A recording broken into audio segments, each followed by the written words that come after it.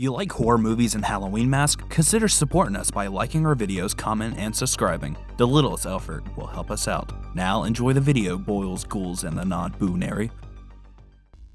Last time we discussed various Frankenstein masks that have gray store shelves. I figured the rest of the Universal monsters should be next. Alongside Frankenstein, Dracula, the Wolfman, and the creature from the Black Lagoon ruled Halloween from the 50s onwards. It seems like every company ever has taken a crack at these classic ghouls. Note, for characters like Dracula, I will include non-official Universal masks, like the Hammer movies. Today's video, taking a look at Universal monster masks.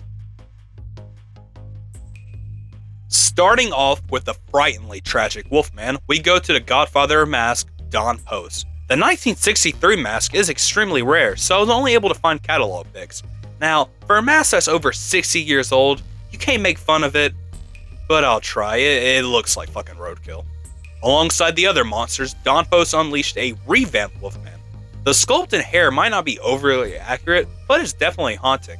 This same mask would later be re-released in two different paint jobs in the late 90s.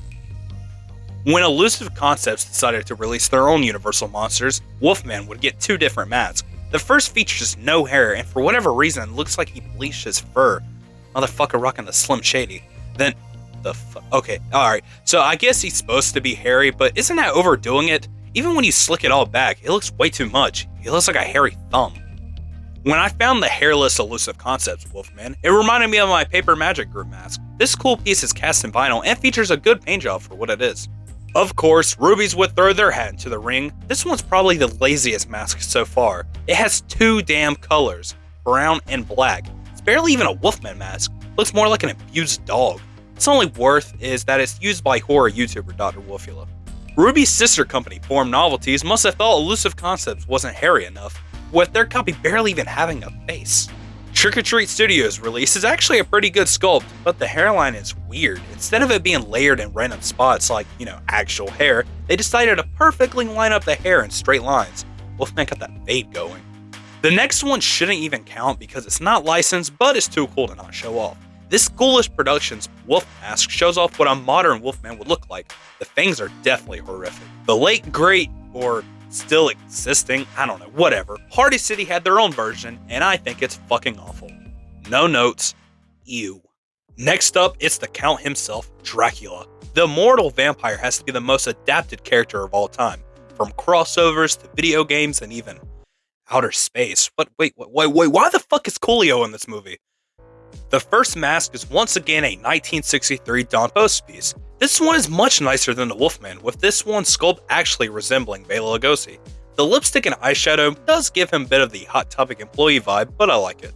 Much like the rest, he was included among the calendar line. One of Don Post's creepiest sculpts, in my opinion, is the Christopher Lee mask. The eyes keep staring to my soul. Help me, please. Fun World's vinyl version is weird. The eyebrows are sculpted in and look like giant squares, with some paint jobs aiming for the Sharpied on look. Last but definitely not least, we have two collections based off of the Francis Ford Coppola 1992 film. First, we have the Cinema Secrets collection, which was distributed by North Carolina company Morris Costumes. The Old Age Vampire is probably my favorite. That slit throat is very grotesque. Then, decades later, Ghoulish Productions have their own line. This one gets a bonus for featuring the Red Blood helmet. After Dracula, we talk about my second favorite Universal monster, the creature from the Black Lagoon. There hasn't been as many as the rest that are actually unique, with most of them looking very similar. Don Post versions from the 60s and 90s feature the same sculpt but with various different paint jobs. Elusive Concepts mask is the closest to the original mask so far. The paint job is more simple, but it's an improvement. The PMG vinyl version is quite strange. It features no red lips and it has some scary ass fiery eyes. Terrifying. Trick or Treat Studios has what is probably their best mask to date, in my opinion. It has the accuracy of the Elusive Concepts mask, but features a very realistic fishy paint job. The Phantom of the Opera. From silent film freak to musical mischief maker, the old Phantom has had many different looks, and they all had to start somewhere. In 1966, Don Post released their version of the Lon Chaney Phantom of the Opera. This mask, while typically gray, also came in a strange reddish shade. While definitely very odd, it is absolutely sick. Switching it over to 1977, Don Post released this, an undead fella formerly known as Eric, the Phantom. This iteration more closely resembles the Hammer Horror Phantom from 1962, who is played by Herbert Lom. This mask may not instantly be recognized as a Phantom, but people sure love him. Enough so that Trick or Treat Studios is actually bringing him back. Another popular version of Eric is in the 800 line, also released by Don Post. This version looks a little bit cheaper, but it's not without its fans. And that's myself included. Moving forward from the groovy 70s to the killer 90s brings us to the elusive concepts Phantom of the... Oh, what the hell is this? He looks like an ashy testicle mixed with a butt head.